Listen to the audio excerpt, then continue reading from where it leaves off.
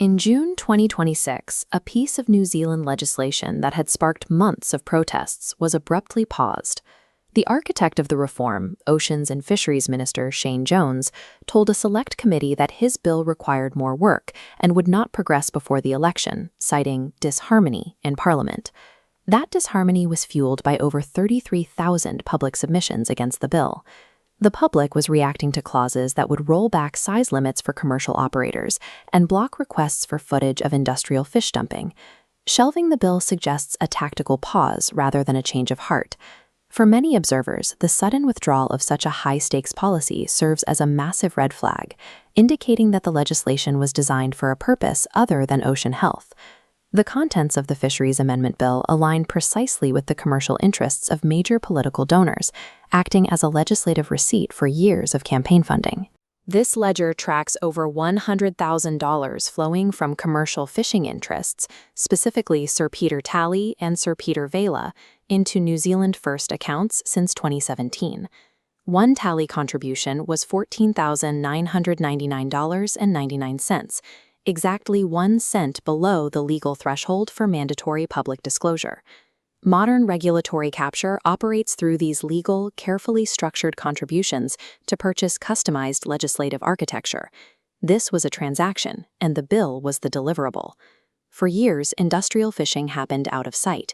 When the government finally placed cameras on commercial boats to monitor the catch, the data revealed a gap between the industry's claims and reality. This data compares dolphin bycatch.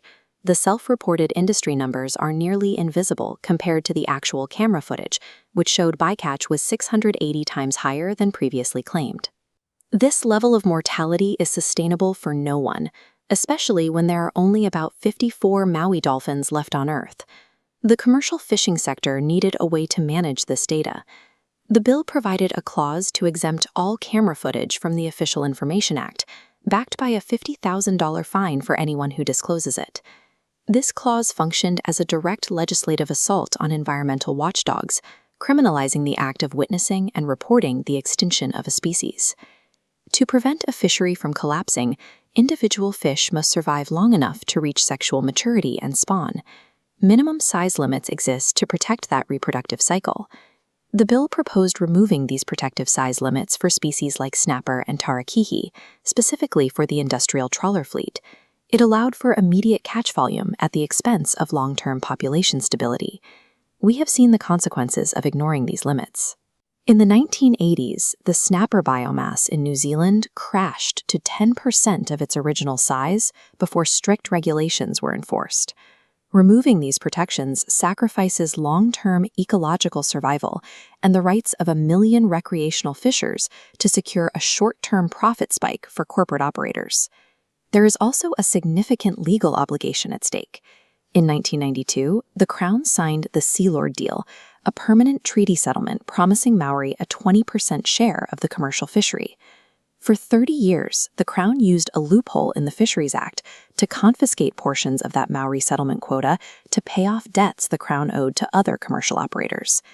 In March 2025, the High Court identified this 30-year confiscation as an unlawful breach of the Treaty of Waitangi.